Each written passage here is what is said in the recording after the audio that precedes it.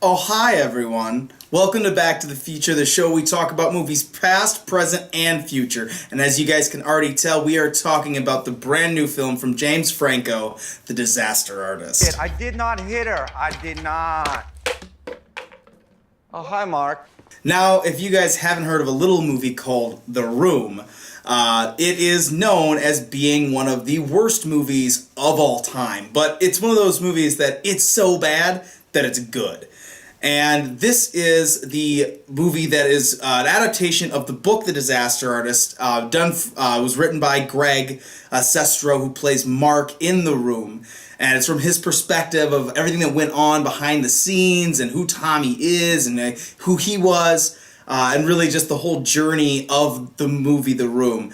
And James Franco, Seth Rogen, and their team, I think, do a great job of bringing this to life and bringing Tommy Wiseau to life.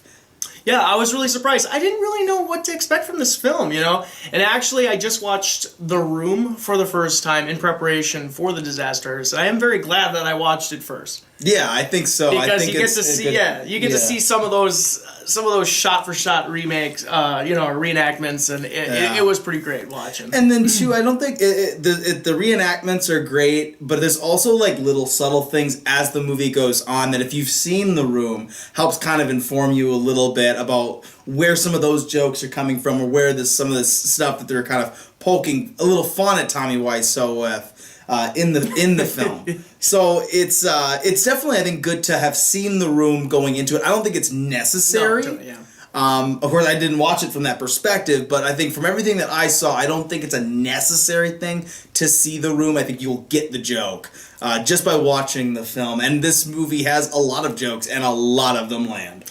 Yeah, this movie works as a great comedy. Yeah. But what really surprised me about the film was its drama. It's the biopic aspects, and just seeing this guy Tommy Wiseau, like just kind of seeing his personality, just how weird he is, and how crazy, how just batshit crazy, like behind the scenes of this film was. Yeah, it's so weird how like it's this like insanely like uplifting movie. Yeah, like it takes the weirdest route to get there, but it's uplifting and inspiring, but in a really insane way, kind of. I give a lot of props to James Franco directing this for making you feel that way. I think just like all the translation on screen between the characters, and I love seeing like James and Dave Franco work off each other.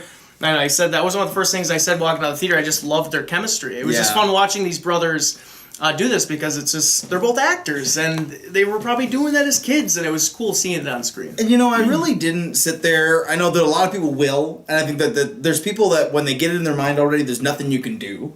They're just going to be like, that's all I see, because they've kind of already made up their mind. But even going in, knowing that they were brothers, it wasn't something that I felt like I fixated on the whole time I was watching them act against each other. I definitely would get that thought that came in my head. It's like, I bet they've been doing this for a long time together, working off each other, but that's just because the chemistry felt really real and really good, and worked so well. But I didn't feel like I was like just kind of leaning into that, where it's just like, that's obviously the Franco brothers like doing this or that. They really, I thought, got into their characters, especially James Franco. James Franco, I think, deserves at least a nomination. I think that he should win the Golden Globe for lead actor in a comedy or musical. He should win it at the Golden Globes. He should win it. It is a great performance. It really is. It's so weird. Tommy Wiseau is such a weird character, such a mysterious personality. He is a character. He's a person, but he's a character. He's a character, and James Franco just eats that up. Yeah. And we all knew that was coming, but just being able to see it like throughout the runtime of the film, it is splendid.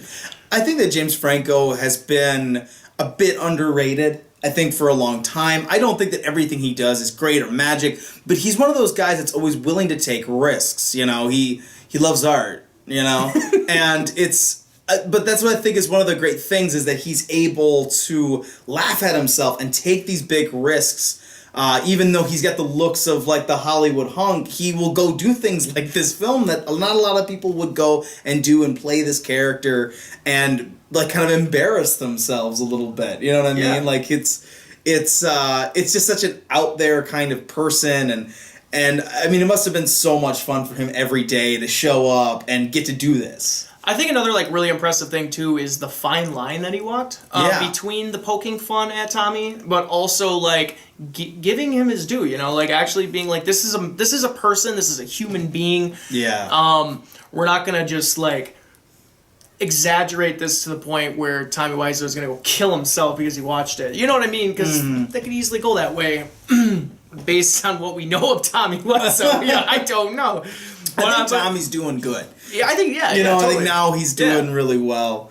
But it was cool. It's a fine line there, and I thought the movie pulled it off exceptionally. Yeah, I thought that he did a good job of showing Tommy's bad traits, like showing a lot of the bad stuff. I think we could have a little bit more, but then also making him sympathetic at the same time, and a character that, like, even if you didn't agree with him and didn't think that everything he said was magic or anything, you still felt something for the guy, and you felt like in a lot of ways sorry for the guy. You know what I mean? Like, everyone's poking fun at him and laughing at him and laughing at his dream. And I think that for me, and I think for a lot of people, I think we can all relate to that aspect of Tommy Wiseau. You know what I mean? Having these things that you're passionate about and putting yourself out there, you know, being brave enough to, and you know what I mean, the world will sit there and tell you that, you know, you're gonna fail and that it's awful and you should quit trying and not in a million years. But I love that about this character, and that's the part of it that I think is inspiring, is that, like, even if shit went tits up with this movie, he still wanted to achieve that goal, and he still tried everything he could, even though he wasn't even capable of doing it. And I think that part is inspiring. Like, no matter what anyone thinks, you know what I mean? Go for what you really believe in and go for your dream. And I think that that's such a great, like, message in this movie. And I thought that struck home. I also thought that, you know, everything with Dave Franco and Greg's story, I thought was actually really well done. You know, in a lot of ways, Greg is our central character in this film. And we see a lot of the stuff, I think, from his perspective of Tommy. This really interesting figure and him kind of getting wrapped up in this person's world, you know what I mean? This really strange person. I thought that they did a good job with the idea of, like, why Greg would even go to him in the first place. Yeah. You know, with the acting stuff. Just, like, being inspired by Tommy's bravery. Yeah. That he would then go and follow him. I thought that Dave Franco overall, though, did a really good job, and God, does he look like that dude. He does look like that dude. And that was what was so awesome about watching The Room first. It's like, I can't wait to see Dave Franco do that. Yeah, we were sitting right here watching it. And exactly. You know, in the movie too, you know, once you see it, I don't know if it's a spoiler or not, or if I should even say, but like the side-by-side. Yeah. I'll just say that they do some side-by-side stuff, and it's just excellent. It's so fun to watch. And you see, not like, too much of a spoiler. Yeah, it's a fun little thing, though. Yeah. It's not true. It's not true. It's bullshit. It's bullshit. I did not hit her. I did not. Oh, hi, Mark. Oh, hi, Mark. You're scary.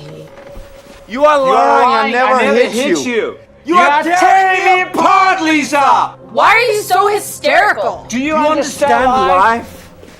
Do you? Go.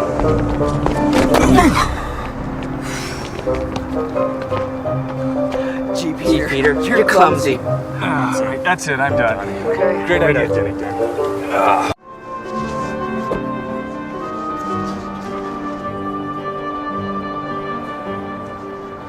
Hi. Can I help you? Yeah, can I have a dozen red roses, please? Oh, hi, Johnny. I didn't know it was you. But a lot of it just looks like they had a blast making this movie, and it really does. You do feel it on the screen, and like right out of the gates too. Right as the film opens, with the interviews, with like J.J. Abrams and like just people in Hollywood like talking about their experience with The Room. I loved that because it just kind of opens it up. Like it just kind of brings people together in a way. Yeah, you know, because like everyone's experienced this terrible, terrible movie, and it's talked about. It's an iconically bad film, you know. So, it was just kind of cool seeing like some of those bigger figures in Hollywood, like who've seen it and just like talking about it in an interview and it being included in the film. Yeah, I thought that was an interesting way to open up. I wasn't expecting it, kind of, to like see any of those faces or kind of hear any of that.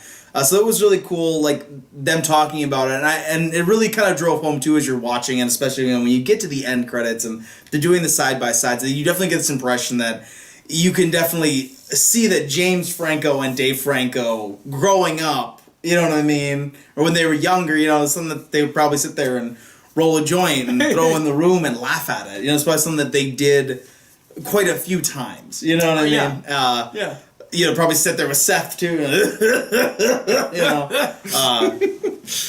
know, his inclusion and Paul Scheer as well in this film. Yeah.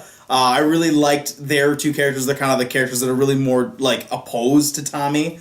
And I thought that, I mean, obviously, like, Seth Rogen's got great comedic timing, but I felt like that was something in this movie that he only had this much to do, and every line that he ever did in the movie was just so well delivered and just funny. Like, everyone was just so funny in this movie all the way through. Yeah, Paul Scheer is great too, and then there's like a real serious moment with Paul Scheer too, and he delivers it really, really well. There's just like surprises throughout this movie, and like it just kept. I was just so thoroughly entertained. They can really, in a lot of ways, like, you know, as far as the frat pack goes, this is one of their best films. You know, as far as things that they've really done as a group, you know, something really meta like This Is the End was fantastic to see that group of guys do. It was really cool to see them do something that was more serious like this. Like, it's got the comedic elements, but it's also got that serious flavor, so it's really good to see them, I think, like you said, like seeing guys like Paul Scheer come out and have these dramatic moments and do really well in them. I always love when comedy actors get these opportunities because I think that in a lot of ways comedy actors are always underrated. They're kind of just always underrated by people because people for some reason think that comedy's easier, but it's not. It's harder. Like, in a lot of ways, it is. I mean, a lot of dramatic actors will tell you that. You know what I mean? That it's doing the comedy stuff, that's harder. Either you have it or you don't, kind of thing, you know? To have that kind of personality and that kind of timing. So as a frat pack movie, it's kind of their crown jewel now to me, in a way, you know, as a group. This is the best thing I think that they've put together. It's one that I'm looking forward to owning. Oh yeah, picking that one up right away. You know, it's just we ended up driving too because it was it's limited release, so we ended up having to drive to the cities, which are like an hour and a half away. As we've told you guys in the past, we live in the middle of nowhere, so we have to make do with what we have. And it was an hour and a half drive for us to get over there, but it was really well worth it. Totally worth it. Worth the price admission. Worth the trip. It was a lot of fun. Yeah. Yeah, so obviously a really funny movie, a lot of elements we liked in this film, a lot of actors and performances we liked. What were some of the things then, John, that maybe didn't quite work for you, if you have any? Yeah, we talked about this before we started filming, but I really don't have it much. I don't have any complaints and criticisms. I'll just let you handle that because, you know. Because I'm the critical jerk of the group, apparently. Jerk. Thanks, John. No, it's just what you just we analyze the movie. Yeah. I definitely know what you're saying, though, in the way that it's like, there are things to criticize, but does it really knock the movie down? Not really too much. I think for me, there's just a few lapses in logic, especially between the Greg and Tommy relationship that we maybe just needed a little bit more to understand why Greg was so devoted to Tommy. You know, not just him owing him, but there was some times where there would need to be a little bit more of this push, or to see why he's helping him, or why he feels so close or responsible for Tommy. So I just would have liked to see a little bit more of that. But beyond that, like I said, I really didn't have too many things. It's a well-made movie. It's such a well-acted movie, and everybody's really great in it. There's not like some person in the movie where you're like, oh, they stuck out as being really bad. Everybody just seemed to chew this movie up.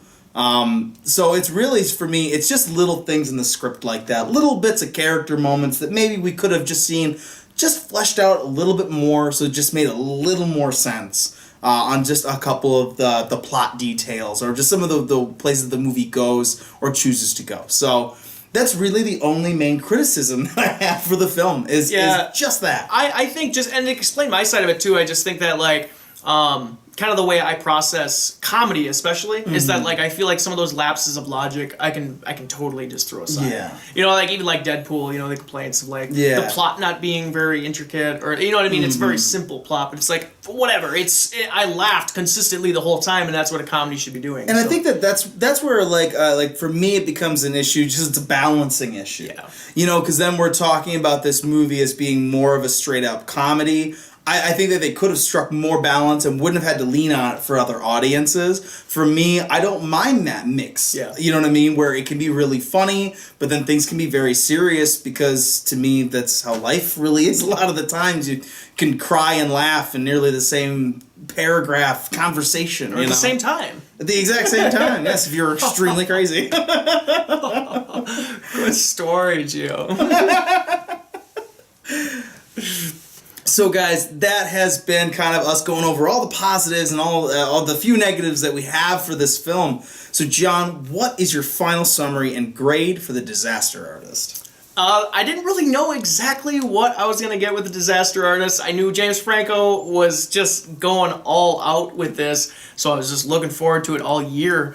And, you know, like we said, just kind of making it a small event for us, going on a drive and going to see this movie. It was just a blast. The movie surprised me so many times.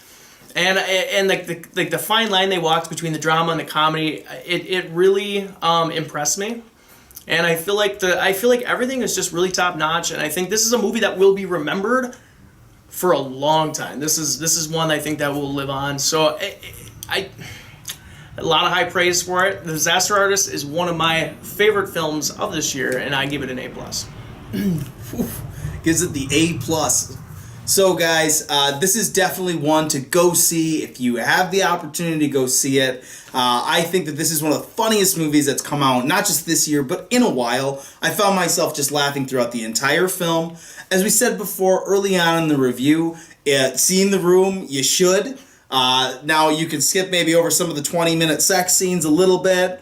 You should at least watch a little bit, though, to just sort of get the music, just to get the some of Tommy's ass, thrusting. But because that's what really sells the movie is Tommy's ass. So go see The Room if you guys have never seen it. You will laugh so much at just how awful that movie is. And then after you've seen The Room, go watch The Disaster Artist. You will enjoy every minute of it. I found myself just having a great time in the theater. The audience started clapping when it was over. Everybody seemed to have a great time. It was a really good time in the theater.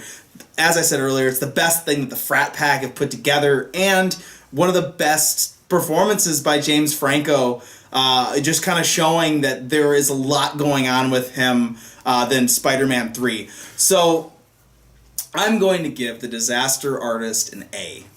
So guys, that has been our review today of The Disaster Artist. Tell me in the comments what you think is James Franco's worst movie. What is his The Room? You can find us on our Twitter at BacktoFeature, and you can find us on our Facebook at BacktoFeature. I've been Giovanni Carlo. And I'm John Vanderloo. And we'll see you guys next time.